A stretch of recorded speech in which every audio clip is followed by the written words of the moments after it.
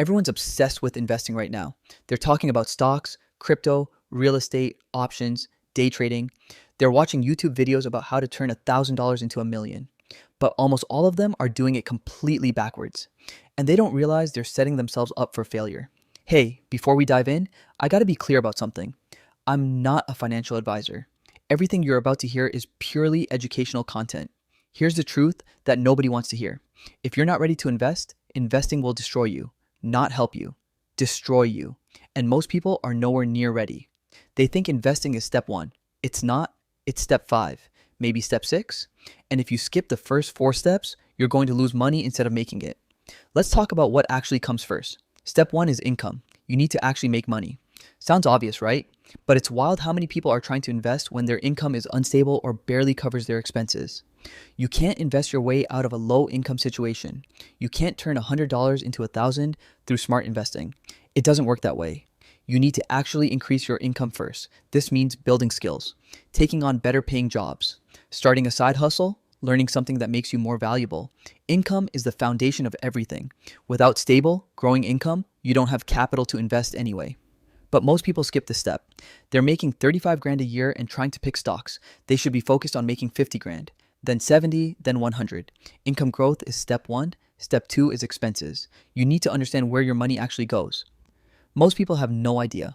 They make money, it disappears, and they blame the economy. But when you actually track your expenses, you find money you didn't know you had. That subscription stack we talked about. Unnecessary purchases, lifestyle inflation, eating out constantly. Small things that add up to thousands.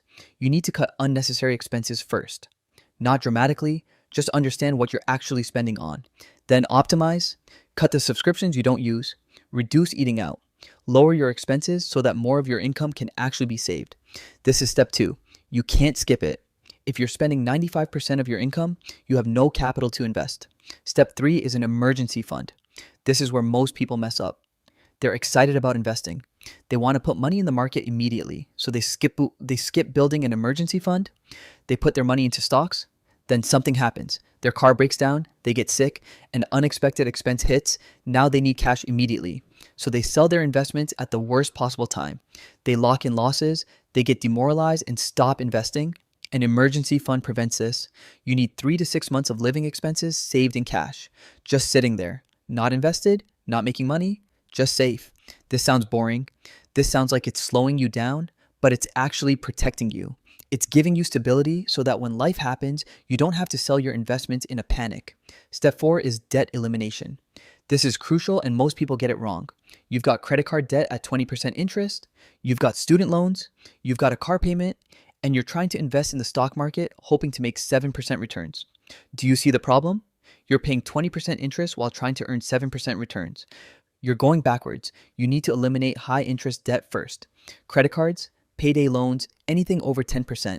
Pay those off aggressively. Yes, this means slower investing, but it means faster wealth building overall because you're not bleeding money to interest. Only after high interest debt is gone should you start considering the stock market. Now here's why most people skip these 4 steps. They're boring. They're not exciting. There's no story. You don't get to tell people you're investing in crypto.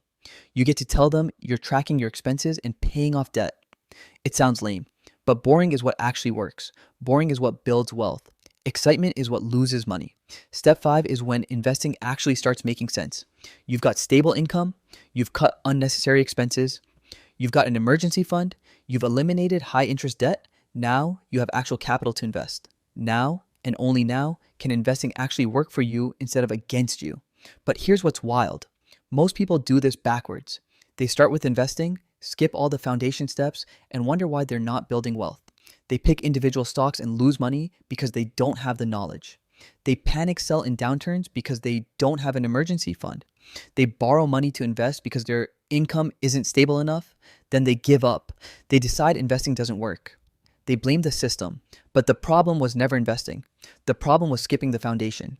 The millionaires aren't getting rich from picking great stocks. They're getting rich because they have stable income, low expenses, no debt, and an emergency fund. Then they invest. The investing is almost secondary. If you get those first 4 steps right, investing is actually easy. You just need to stay consistent. Let compound interest do the work. Don't panic, keep investing. But if you skip the foundation, no amount of stock picking skill will save you. This is why understanding the order matters, because the order is the difference between slowly building wealth and slowly going broke while thinking you're investing. If you want to understand the actual sequence to build real wealth, not the fake shortcuts everyone's selling, hit subscribe, because this foundation is what changes everything, and almost nobody's building it.